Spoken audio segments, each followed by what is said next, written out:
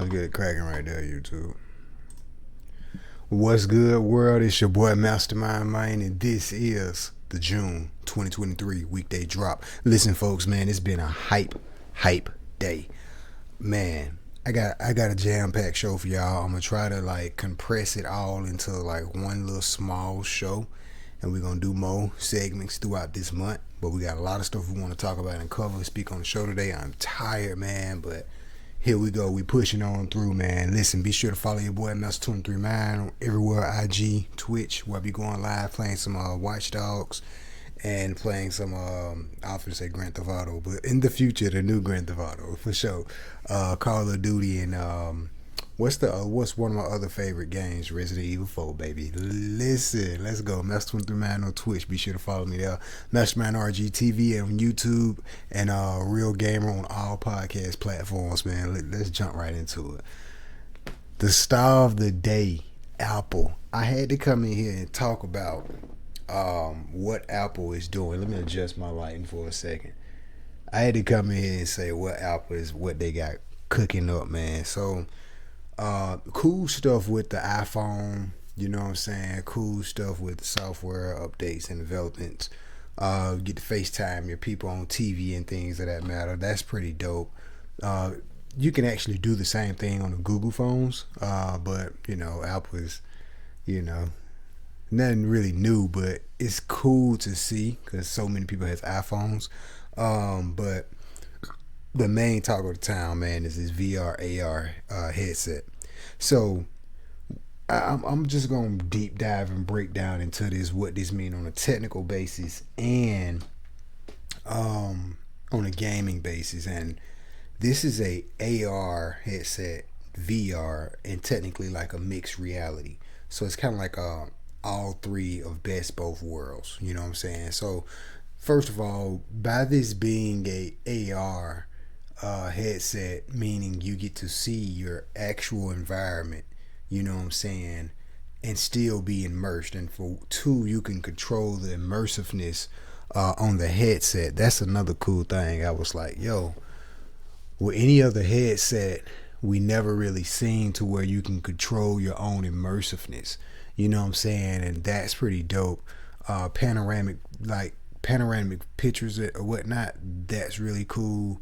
So let's say if you're taking an amazing photo or whatnot, the panoramic view inside of this headset, like you can really just kind of go into the picture almost. Like it's definitely next level. It's definitely next level. Cost. The cost is $34.99. Yes. I don't see too many people probably buying this when it comes out next year. They say early next year. I don't see a lot of people that's gonna probably buy this, except for the big bank Apple diehard day one fans. You know what I'm saying? If anything, this is like the iPad when it first came out, or the iMac, or a new Apple product when it first come out. But when the iPad and when the iPod, when these things first came out, they was way expensive. So Apple is sticking to its Apple go-to of making a premium product, very high ticket costs. You know what I'm saying? Which I expect that from Apple. You know what I'm saying? The thing looked like a folded up iPhone. We got all these flipping fold phones. This just looked like a iPhone 16 Pro folded, pretty much, with all the tech that's in it. I don't have my tech sheets, my tech specs of the headset up at the moment. I was looking for it online. I probably retweeted it on Twitter. Be sure to follow me on Twitter at Master23Mind for sure. But the tech in this thing is crazy, man. I'm talking about crazy. And for the mere fact you're able to use this on a productive base and on a creativity side, healthcare side. Like you can meditate in like outer space and in things, like really immerse your area. People can still see through, you know what I'm saying, when you turn the immersive down or whatever, that's pretty cool. I think this headset is definitely doing something that's revolutionary to a lot of headsets that's out. Like, so the PlayStation VR 2, I haven't personally had my hands on it, but looking at it, it's like, okay, cool, that's next level on the gaming end. You know what I'm saying? But what's the next step? Meta do a good job with their Oculus Pro or the Meta headset or whatever. Those things pretty cool. Like the new Quest, they just announced that. That'll be coming out. I think it's like $3.99. I wrote the price up. No, it's $4.99. The Meta Quest 3, $4.99, dropping September 27, 28, around that range. You know what I'm saying? And just seeing that, these things are cool. Prices, how I think high on the PlayStation end, and for a good headset, the Meta Quest 3 will probably be your best bet. But to see Apple do all three, AR, VR, and whole mixed reality, like, yo, bro, this is gonna be a banger. And see, the thing is, they have the ecosystem for it. All the people that have iPhones, MacBooks, and that matter, they have the ecosystem for it. And the fact that you're able to just integrate all these things in, it's kind of like replacing your phone or almost replacing your MacBook. To have all these things built into the headset is crazy. It looked like some swimming goggles. You know what I'm saying? They do like some swimming goggles. I can't wait till they get down to the facts of what they look like, actual glasses, like Google glasses. So when Google glasses did their thing, that was pretty nifty. You know what I'm saying? But it didn't really get to that next step. Microsoft got the HoloLens. Really dope. That's another competitor that's in the space, and I think people kind of tend to forget, but they don't have a premium ecosystem like Apple. Apple got a premium diehard fan base ecosystem. Microsoft do, but not really, not like Apple do. And this HoloLens is still more on the commercial side, enterprise side, and not for the consumer. They haven't really pushed it out there like, hey, go to Best Buy and go buy the HoloLens. You can't really do that. You know what I'm saying? And with the Apple headset next year, it's going to probably be, hey, you can go to your local Best Buy or your Apple store and buy this headset. And that's going to play a big role in technology itself and where the competition is going to be heading, because a headset like the Microsoft HoloLens is a great competitor, really great competitor.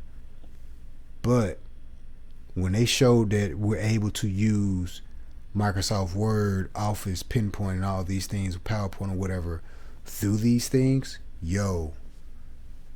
game changer. FaceTime, you can watch movies together, whatever, through this thing. Game changer. The battery life, not so 2 hours. I don't like that. You know what I'm saying? Like 2 hours. No, bro. For $34.99, I'm gonna need at least 16-hour battery life. No, 2 hours. HoloLens, what you got? Show me what you got. I think Apple is really on a very offensive end on just dropping new. Like, Apple's in the news almost every day, and I'm looking at it from the stock side and on the product consumer side also. The good news is coming in every day about Apple. They're building stores, Apple stores out here in India. Sales is going through the roof. You know what I'm saying? iPhone's still doing pretty well. You know what I'm saying? The watch with the health, with the Apple health. Apple is really going sneakily heavily into the healthcare industry. Like, that's crazy, yo. So to see Apple, always in the news, a good company, good products, moving like it's doing, like, yo, I mean, they doing everything perfect. Seem like, you know what I'm saying? And I think on the headset competition situation, I think Microsoft has to answer to that with the HoloLens by the end of this year.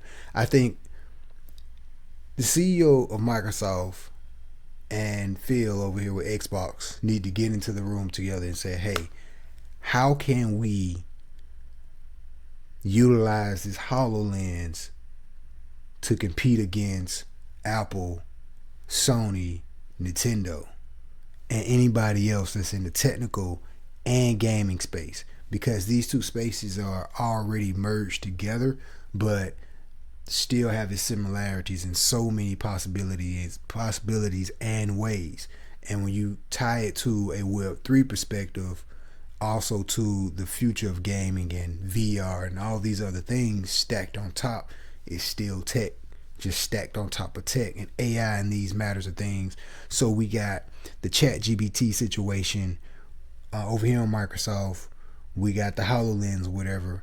How can we utilize AI and VR and AR with the HoloLens, Xbox Game Pass? How can we utilize that to compete against our competitors? I think that's the conversation that the CEO of Microsoft and CEO of Xbox need to be having. Like, y'all need to be on a call every once a week throughout the rest of this year trying to figure it out, like for real, because the HoloLens, we've been knew about it for so long. The HoloLens is like on HoloLens 2 now. You feel what I'm saying? So this type of technology, it's not necessarily new, and AI has been the whole craze of things. I think with this headset that Apple just revealed, they're going heavy. Like, they're like, yo, we ain't wasting no time. Let's go on offense. Drop it, Jack. Let's do it. Like, they're doing some really amazing things. And for the mere fact that their partnership with Disney's doing some great things. What they showed to Disney, like, yo, that's crazy. Imagine Mickey Mouse right here sitting on the thing. You can just look at it and he come out and play with you and he interact with your Disney movies or pictures or whatnot. That's next level. You know what I'm saying?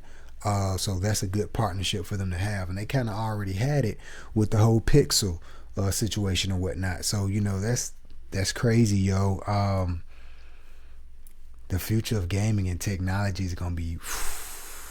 And one thing that really... So when they was able to pull up ESPN and things, all these sports, like, you can just look at all this stuff. Like, yo, this is gaming.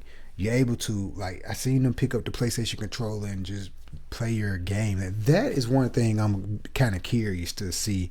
How is it going to handle the frame rates of really powerful games?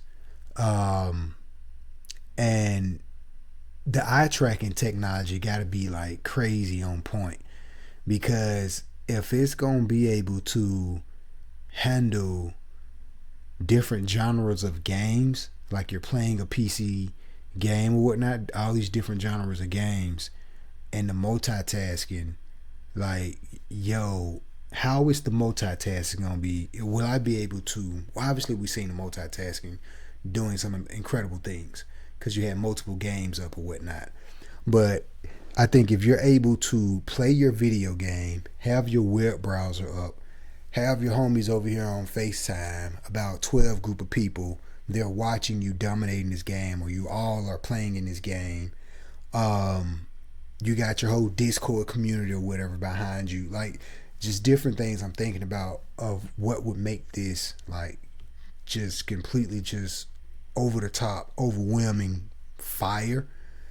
How is it going to be able to maintain so much multitask going on in the headset, and certain, like, what's the limit to it? So me as a tech consumer and as a tech innovator myself, man, it's like I'm looking at it from so many different perspectives. I'm like, yo, I want to get my hands on this thing and you know, as a developer, and try some stuff with it. So you feel what I'm saying? I think it'd be really, really, really, really dope. I can't wait to see what the future holds for HoloLens, and when the Apple headset come out. But Microsoft really need to be making a go on something. I think we're starting to see, like, you know, so we got AI mixing on into gaming.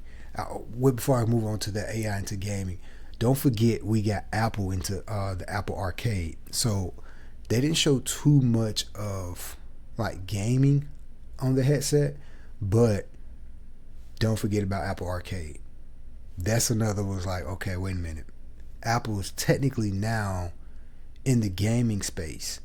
And I think with this headset, they're going to really be able to do some things. What if they partner with someone like a Sony or someone like a Nintendo or someone like a Amazon? Because Amazon is also in the gaming too.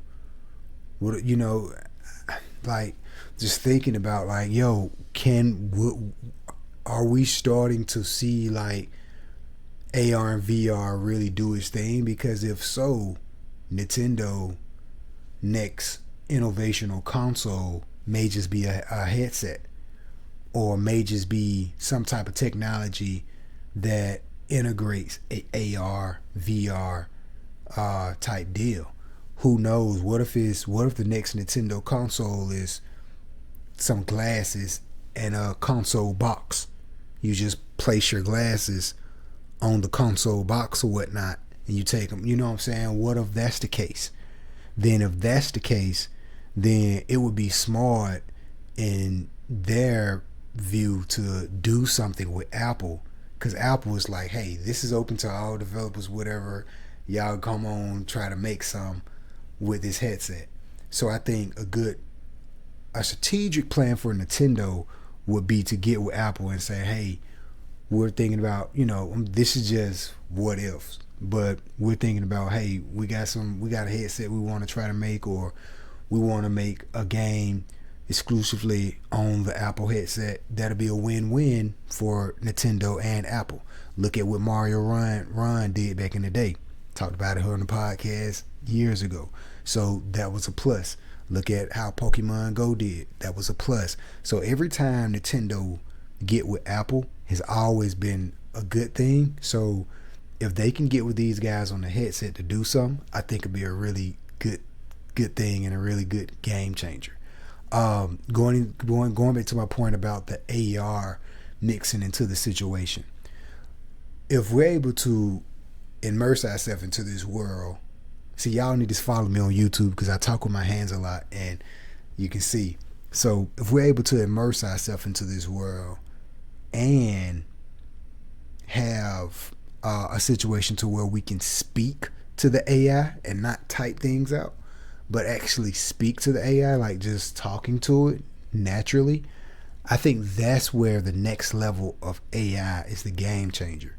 Because just talking to a chatbot or just typing in things is still like, bro, this ain't nothing but a superpowered Google.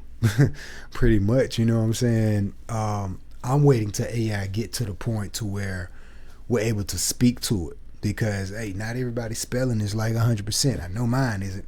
You know what I'm saying? So, speaking to AI has always been that's the thing I foresee. And we see it in a lot of like futuristic shows or spaceship shows to where they're speaking to the AI and the AI is speaking back, or, you don't really have to type anymore. You just really talk to it, And then too, we got the whole Neuralink situation with Tesla or with Elon, what he's doing, where we put chips in your head and, for things of that matter. But I think on that end, that's going to be more for like if you're paralyzed, you're able to walk again. But I think with these innovative technology movements, it's going to be incredible, because if we're able to power this technology to do something like that, imagine what we'll be able to do with it on the entertainment side. So that's why I mentioned the whole Tesla and what Elon is doing with the Neuralinks or whatnot. But I'm excited for it all the way around, man, because I'm like, yo, now we're getting to a point to where, so if everybody in the room got the lens on, we can start developing video games in our Apple headset or whatnot, which, going over meetings or whatnot, or developing video games in real time and having AI to, we're talking, let's say if we got a group of 150 people, developers or whatever in the room, writers and everything, and we're integrating. We also got AI in the room. We're all in a little group chat in our little futuristic Apple headset world working on a game. And I think that'll be phenomenal next level games. Not only will it be amazing, but I think it'll help the speed of games be released even faster, because you got AI that can soup through this stuff so fast. It's gonna be crazy, man. And it's just 20 minutes in the show, and we still talking about Apple and the futuristic breakdown for it. I didn't mean to go on a whole long tangent rant about that. I did say it was gonna be a deep breakdown though, but we just hope Spotify don't cut us off over here. If so, we're gonna keep the tape rolling on YouTube. But that takes me to my next point about AI in gaming. And we seeing around in the Buzz News. Be sure to check out the previous episode of the podcast, the May weekday drop. And we talked about, shout out to the homie Hip Hop Gamer. We talked about it on the show in February about AI and gaming. You know what I'm saying? And to see the next evolution in AI being gaming. So NVIDIA did their thing. It's so much we got to cover, man. I ain't even. I'm just touching the surface of a lot of this stuff that's been happening over the past weeks or so. NVIDIA dropped a video about basically some new AI stuff and what they was able to do. Yo, gaming is about to change. It's about to change, and it's about to be something next level. So to even understand the context of what I'm saying is, you just have to go see the video for yourself. These guys have found a way to basically recreate a scene, and it was all done by AI. They gave it the backstory, and AI said, okay, this is what I'm going to create with the information that you gave me, and boom, here we go. The graphics look incredible. The dialogue and the way it's responding is incredible. Amazing. The future of gaming is, yo. So that takes me to this next deep dive I want to break down. So we know that AMD plays a big role in a lot of the next gen consoles. They've been doing it for years. Will NVIDIA be that chip to replace AMD in the next generational consoles, the PlayStation 6, perhaps, the next Xbox or whatever, or the next Nintendo? Will NVIDIA be the chip to replace these things? Because the hardware that AI is using is running on NVIDIA chips. You know what I'm saying? AMD, they got some good GPUs or whatnot too, but I think what NVIDIA is doing with this AI is game changer. So that we may see a shift in the atmosphere of gaming to where these consoles are no longer powered by AMD. They'll probably be powered by NVIDIA. I think so, but that's something to kind of keep your eyes on from 4 or 5 years to come, and we'll just see how it go. And if we're at the preview stage of this stuff now in 2023, bruh, I can only imagine how 25 is gonna be. Like, yo, so I'm pumped. When I seen what in the video, I was like, oh man, these graphics, like, yo, look at this, bro. Summer Game Fest is also coming up too. By the time y'all get this podcast, Summer Game Fest will be already out and dropped on parts, though, like usually on the show. But we got Summer Game Fest dropping this week, and the Xbox Showcase. Yes, sir. Hey, before I talk about the showcase, shout out to my homie Q, and shout out to Sparta. Shout out to the homie. I'm just gonna call it Bama homie. But we did the PlayStation Live reaction, and we came through some technical difficulties, man. And on when we was doing the show, doing posts, everything was working out fine, and then it was like, wait a minute, this lag is like really, really bad. So we hoping we were gonna probably do the Xbox Showcase, and I got a solution for the video lag. So I apologize about really good show, but the lag in the video was horrible, man. So if y'all still stuck around to watch it, man, I appreciate that. But good talking points we had in the show. But I'm gonna try to get the brothers back on the show, man, so we can do the Xbox showcase because Xbox got some. They got some games they gonna show, and I'm pretty excited about it. And now after looking back, we're gonna talk about the PlayStation showcase a little bit, just for a little bit, because after looking back at the showcase and like reading the comments, everybody was like, "Yo, this is whack. This is so." I don't think PlayStation did that bad, bro. But looking at that Spider-Man again was like, wait a minute. I paused it, looked at that building in the background, was like, wait a minute, these graphics garbage. Looked at the water, wait a minute, this is garbage. So, like, wait a minute, this is like PS4. Now, find out that Spider-Man video we seen on the PlayStation Showcase was old footage. But by it was playing so fast, I mean, at the time, it looked like so incredible. It looked amazing. But after playing it back, I looked at it about 3 or 4 times. After playing it back and then pausing it and stopping it and pausing it and stopping it, was like, wait a minute. Yo. Okay. We're going to see. Wait till the game come out. Wait till the game come out. We're going to ignore the comments, ignore the pause and the play we just did and the evidence we just seen. I know damn well Spider-Man look way better than that. I know the water gonna look realer than that. I know they ain't gonna have these buildings looking like that in the real game. So hold your thoughts. So we seen some of that stuff, and some of the comments that people were saying in the PlayStation Showcase. And now, the Xbox fanboys is like, they coming along saying, yo, this Xbox Showcase is going to blow PlayStation Showcase out the water. And half of the games that was playing on the PlayStation Showcase is going to be on Xbox anyway. So a lot of the games that y'all had on the PlayStation Showcase is not even exclusive. Blah, blah, blah. But anyways, I'm a gamer, man. So I can't wait to see what Xbox got to show at their showcase. And I hope they show gameplay, because last year, Xbox did a horrible job. I'll just be straight up. They did a horrible job. We didn't see no gameplay.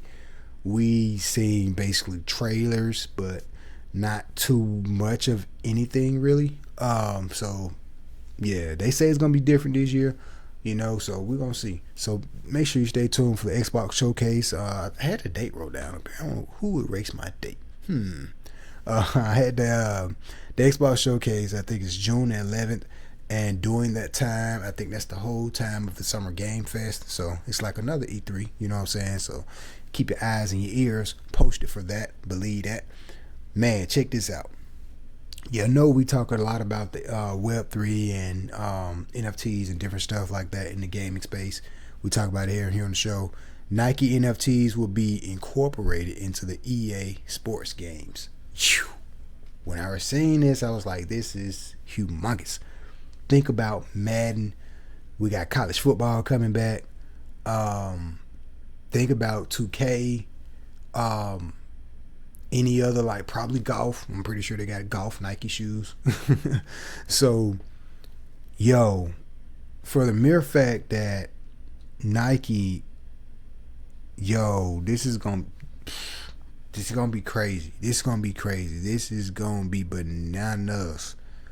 I already see it doing its thing, and I like it because they're integrating and they're bringing in that Web3 awareness, the whole crypto awareness into the gaming space, which I'm telling you, ain't no stopping the tidal wave. Even though, breaking news today, what was they said? They basically, the SEC is basically going after a lot of gaming cryptos or whatnot. You know what I'm saying? They're listing these gaming cryptos as a security. For those that don't really know the difference between a security or commodity or whatever, go do your research. But we're just kind of hashing it out, talking a little bit about these things here on the show. For a quick example, before Spotify shut me off completely, Solana, that's a gaming, a lot of games is built on the Solana network, Avalanche, Polygon, it's a couple more, but those are like the top 3, you know what I'm saying? And those are the 3 that they're listing as a security. The SEC is basically just trying to crash and ruin crypto, and it's not a good look on them. We're gonna take a quick commercial break for Spotify. Vault Boys.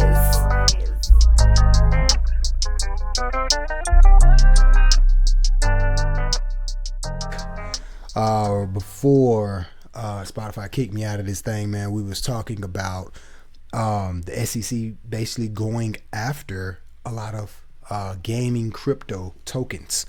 And the top three I named was Solana, Avalanche, and Polygon. And I mentioned those things because of the situation we see with Nike getting into NFTs. So Nike NFTs will be incorporated into the EA Sports games.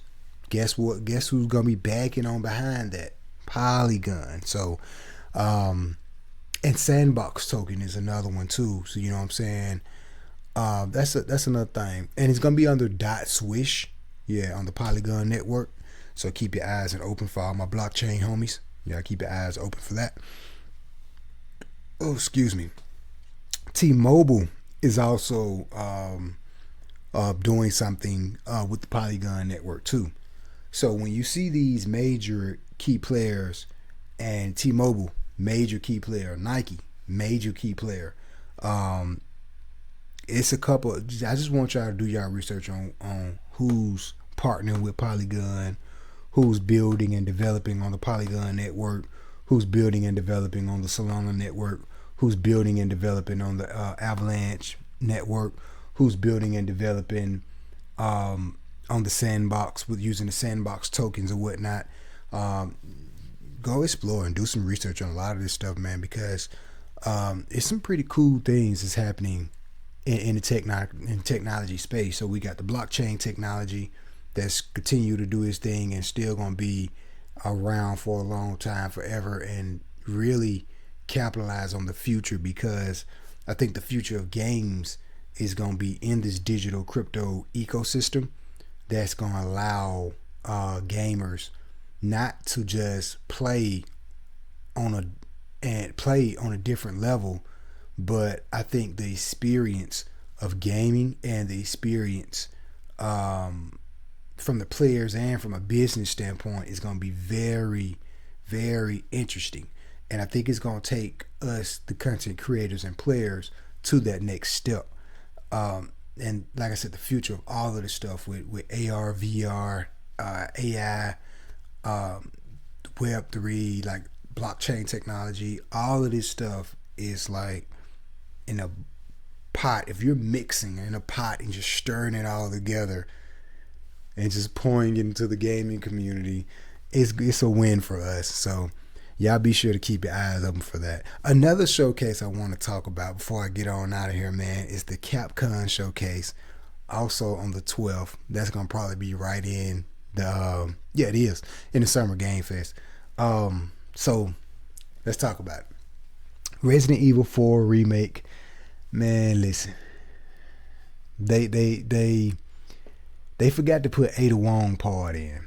I'm hoping that during the Capcom showcase, they announce they're releasing Ada Wong storyline and bringing her to mercenary mode.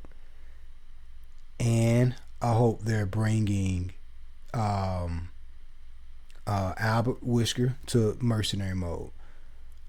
So it's some room for Resident Evil 4 remake to not just grow as a game, but it's a lot more that can be done with that game. We are on the second playthrough. Well, the first playthrough, we beat it one time. We're looking to beat it many more times. And we trying to, we're on the road to 1 million to get that infant rocket launcher, you know what I'm saying, to replay. So we definitely going to be playing, but it's some room for that game to really do more numbers. I truly believe that, because they, like I said, they can add in the mercenary mode Ada Wong, Albert Wesker, a couple characters from Resident Evil 0, because mercenary mode is like its own little game mode. You feel what I'm saying? So they can really like get into their Resident Evil bag and really do something with it, bro. And for another sideline story, they, like I said, they need to bring that back with Ada Wong. Even Albert Wesker. We know Albert Wesker that's who she's talking to on the phone.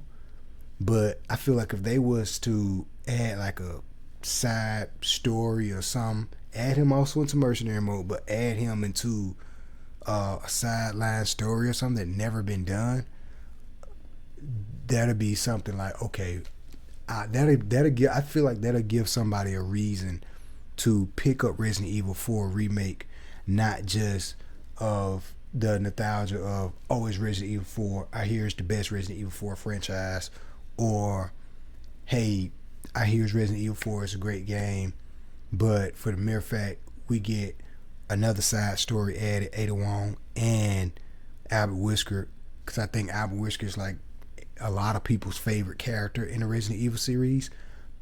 And two, it'll pay homage to the Resident Evil show that was on Netflix, and the guy that passed that was playing Albert Wesker on the Netflix series. You feel what I'm saying? So I feel like just add more to the game, bro. Just continue to add to the game, add on to the greatness that we already got.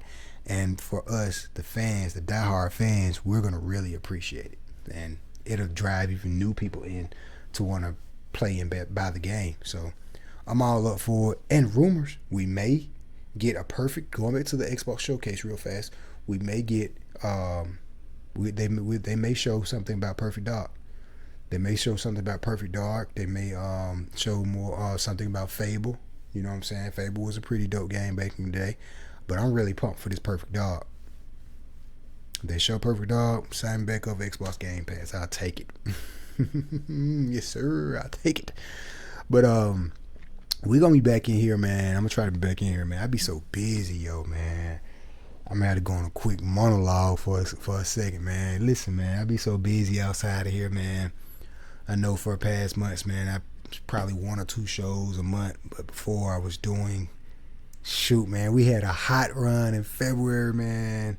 Coming into this year, hot run, doing a lot of shows and whatnot.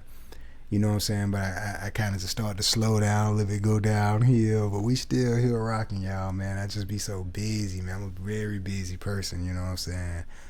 But I'm going to try to come back in here during the Summer Game Fest, and also doing probably before and after, because I want more talking points to have about AR and AI itself, and the future of gaming, period. You know what I'm saying? So it's more talking points and more things I want to kind of speak about on some upcoming shows or whatnot. So y'all stay tuned for that. But before we get out of here, man, I got to give a big shout out to the home team Prodigy and to the home team Ace Games, man. Listen, my boys been clowning hard, man. They are the champions. They are the champions. They've been dominating, playing some Call of Duty Mobile.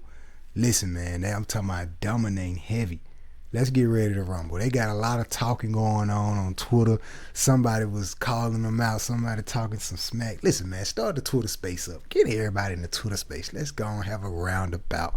Get everybody in the Twitter space. Let's have a roundabout, and let's get it. Let's get some nice